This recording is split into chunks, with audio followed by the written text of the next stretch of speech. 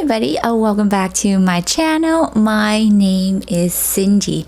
Let's talk about reading on a budget, meaning we're not gonna go buy new books.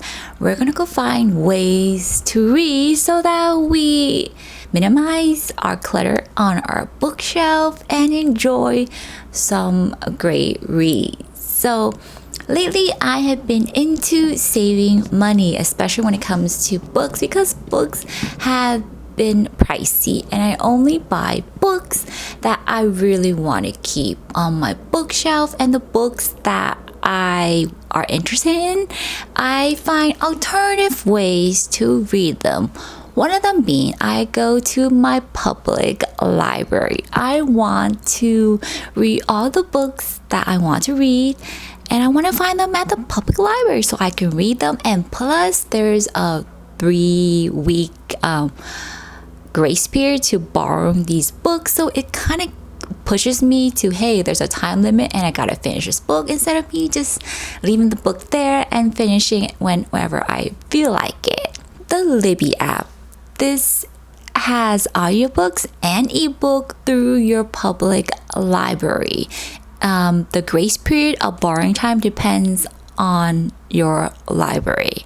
So for my library, ebooks, you get to borrow them for 14 days, and for audiobook, 21 days. My library recently added Blackstone Unlimited, which are audiobooks, and there are no, time limit to return them, because I believe these are the books or the audiobooks that your library has in their collection. Another way is to buy a used book. 1. Going to a local used bookstore. They have a great collection and you never know what you find there, and you really gotta dig because there's a lot of hidden treasure. Goodwill. A lot of people donate books to Goodwill. So if you go into Goodwill, they have a pile of books in the Goodwill at very, very reasonable price. eBay. I got back into eBay because it's easier to find the books I want to read. And it just so happened Goodwills, they have a eBay page. So I'm supporting a charitable cause and I'm buying a used book, and I don't have to really dig and travel far to find these books. Fun fact, your public library might have a used bookstore located inside the library where they sell books that they no longer carry in the library for people to borrow, so they are selling you for a very cheap price, $1, $2, or a little bit more, but it's nothing too expensive. Book outlet.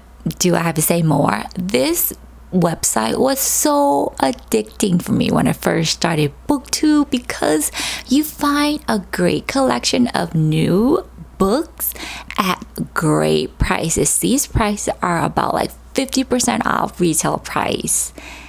And I used to do this like every week. I will go on and see what I find, and I literally just really stalk that website because I love the collection and the price they have for these books. Have you noticed, if you're in America, TJ Maxx and Marshalls, they have books now in their store.